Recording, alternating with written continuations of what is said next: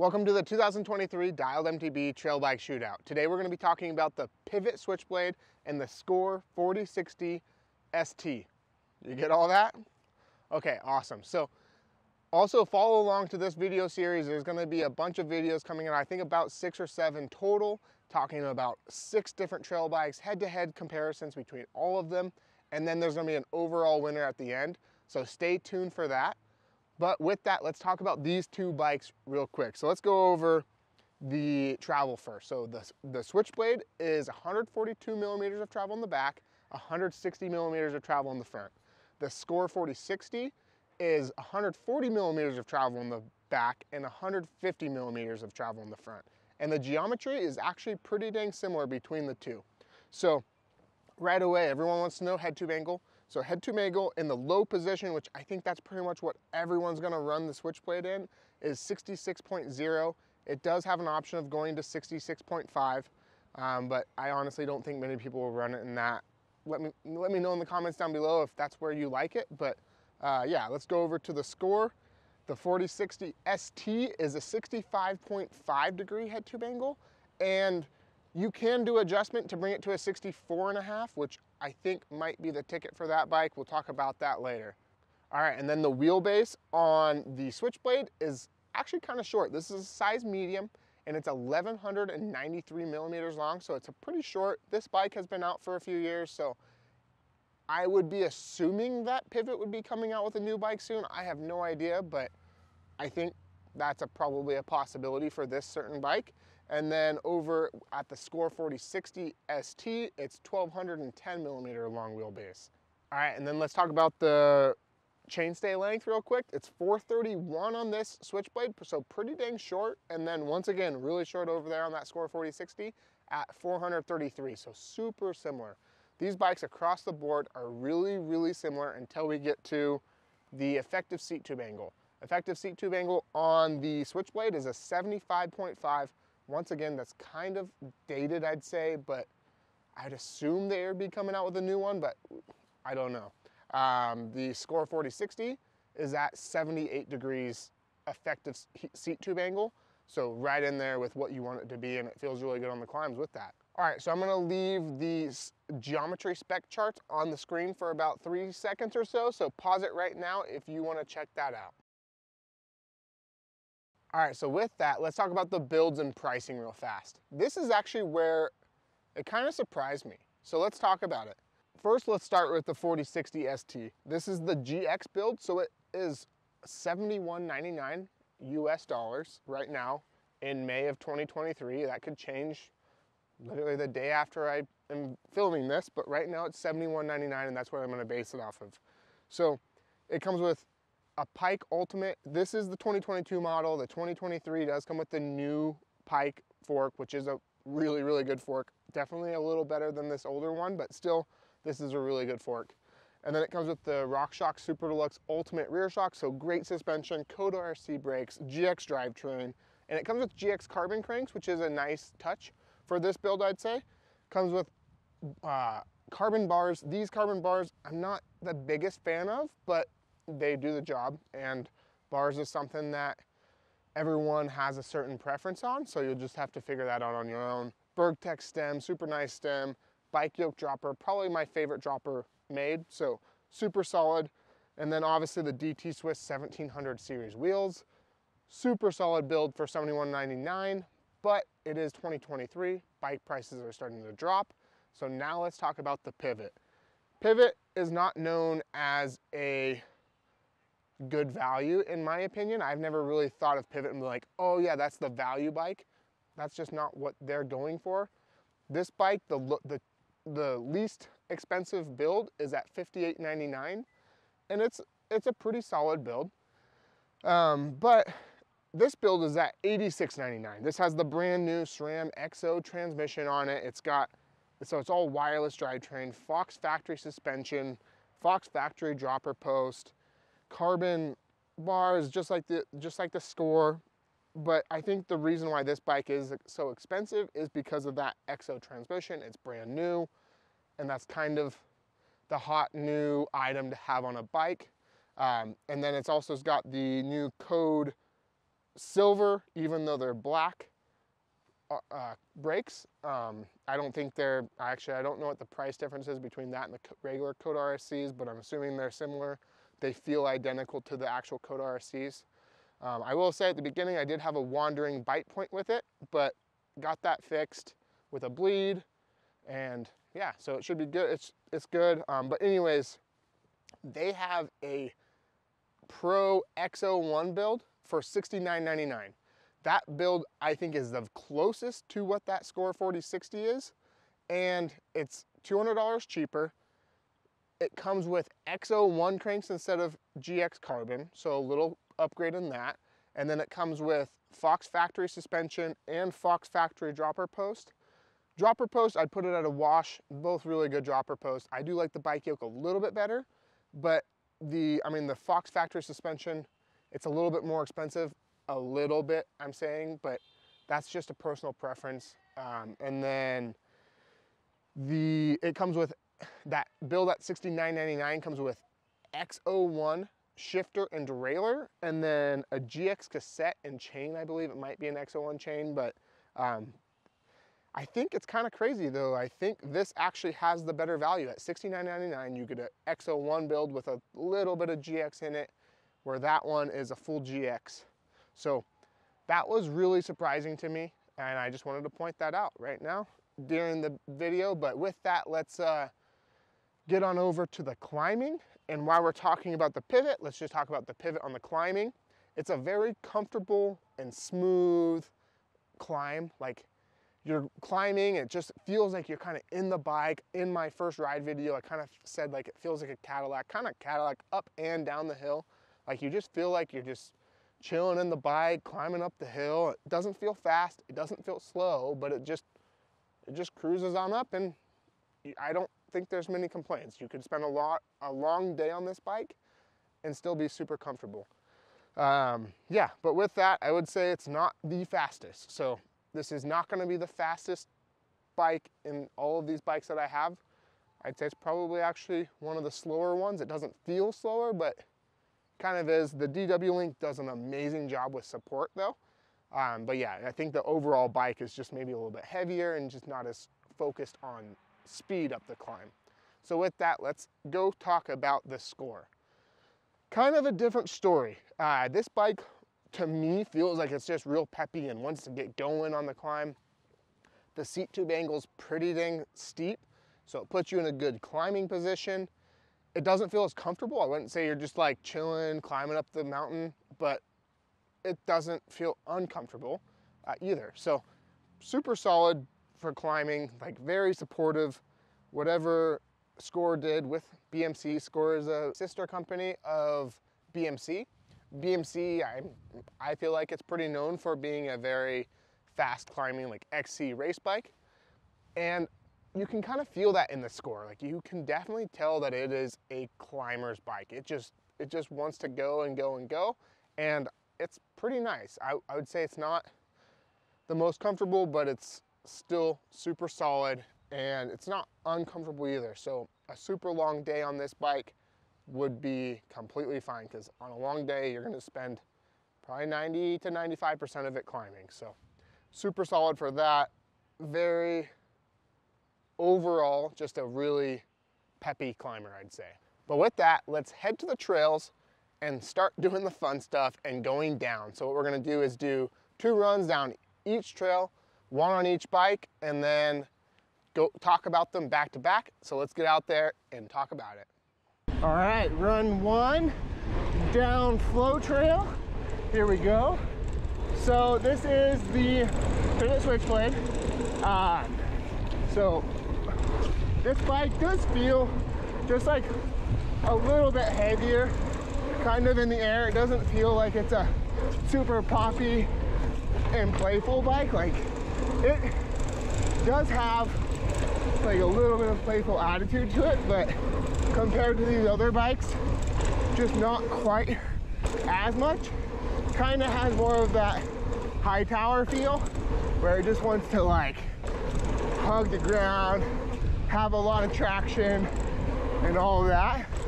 But that's not to say that it doesn't get up in the air pretty dang well and all of that. So when you are in the air, it's a comfortable bike to move around.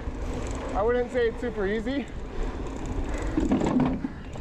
And but yeah, so sorry, there's some people hanging out on the trail, but threw me off. But yeah, it's a fun bike. Not the most nimble, but I'd say it's probably not the least nimble out of these 6 bikes either. Just super comfortable. And if you watch my first ride on this bike, you would have heard that same phrase pretty often. So let's get back to the top and come back down on that score. All right, here we go. Flow on the SCOR 4060 ST. So right away, what's weird is this bike has a slacker head tube angle, but it feels like more nimble and like twitchy, which is kind of weird. I don't know what it is about that pivot, but it feels just really planted and stable, where the SCOR kind of has just a different feel all the way compared to what I'd expect.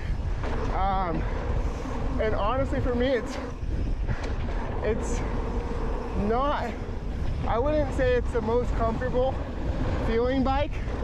The pivot feels just a lot more comfortable and natural, even though on the climb it's opposite.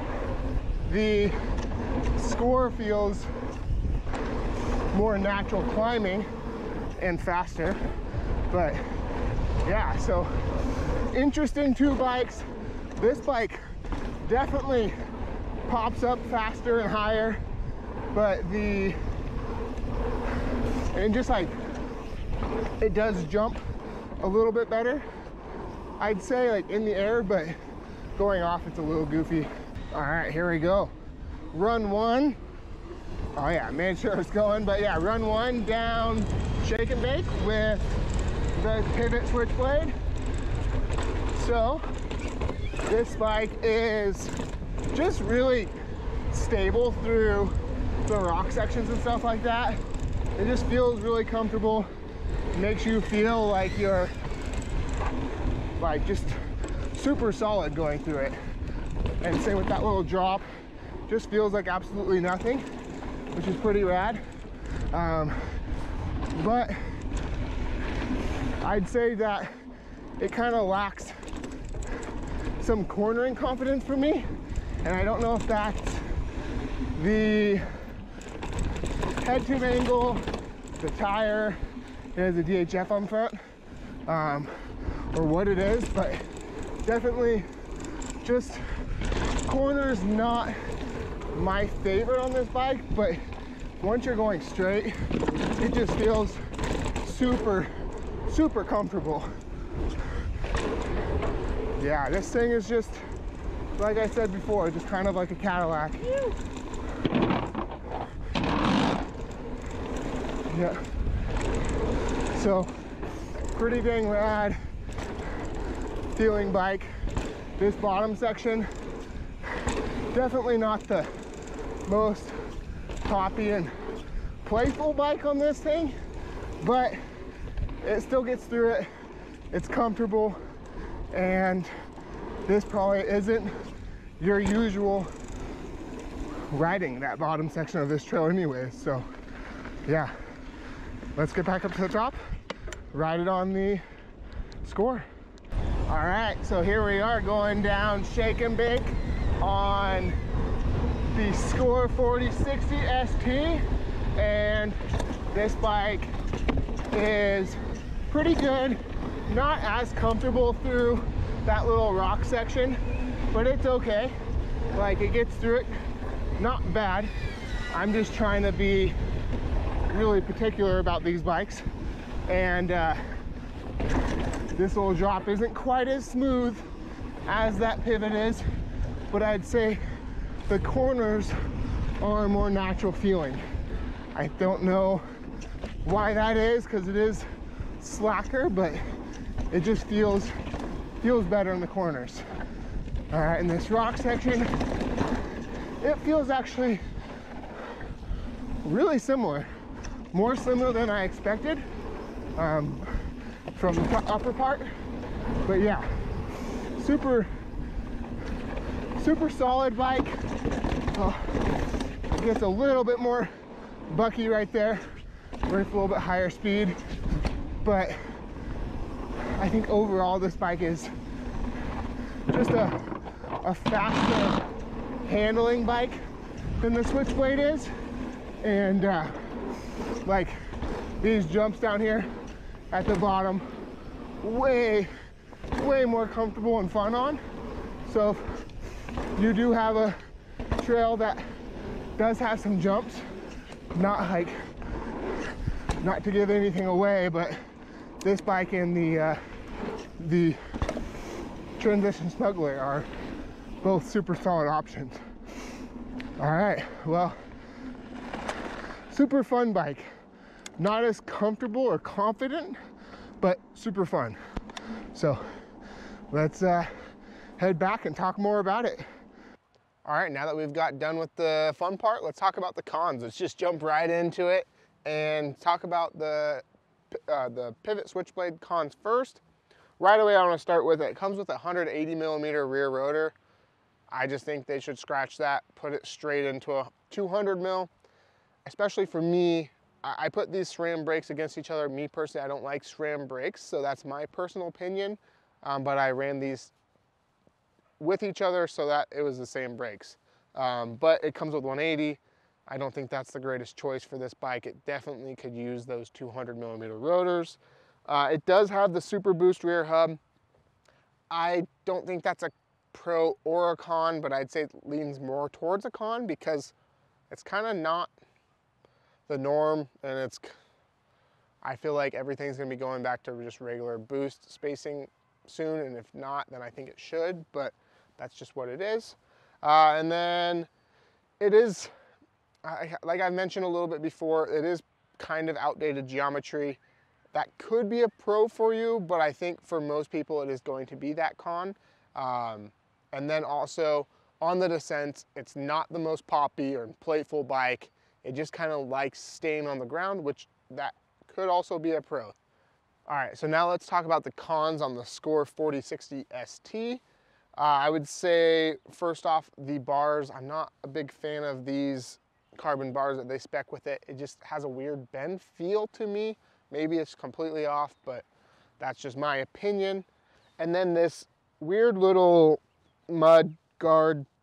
I know that Pink Bike talked about this, but I'm going to also, if you ride in a place where it is actually get some mud and you ride in mud, that would be really, really scary for me. If I'd probably just not ride this bike in those conditions if it was my own bike, because I'd be afraid of getting a rock or some mud in there and it just completely ruining that carbon right there. So that's a pretty big con in my opinion. But with that, let's move on to some other things. So this bike is also it kind of feels like it's an unstable bike to me. It doesn't feel like I'm just super comfortable and happy to just plow down anything.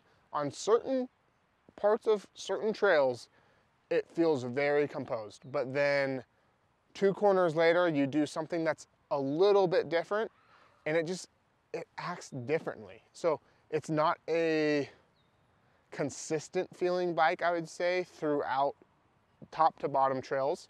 And that was kind of a big bummer for me, but maybe that's just my own seeing, but I did have a friend ride it and he kind of had that same opinion. And then just the last one, I think the price is just a little bit high for this build, but all bikes are very high right now, and I'm assuming in the next 6 months, all of them will come back down a little bit, but maybe I'm assuming wrong. All right, so now let's talk about the pros. So first off, let's just talk about it. The seat post comes with a 175 millimeter dropper on a size medium.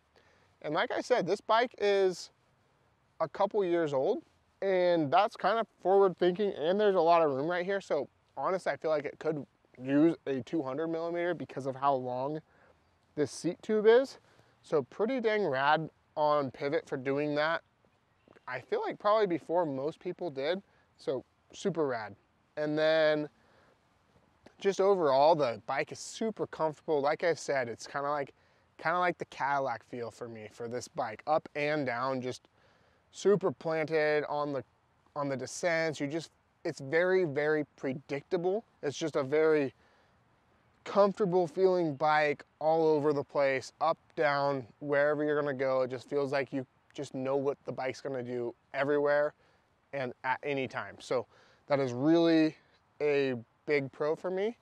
And then with that, just like the geometry, it's been proven. It might not be the newest. Could it be better? Yeah, probably.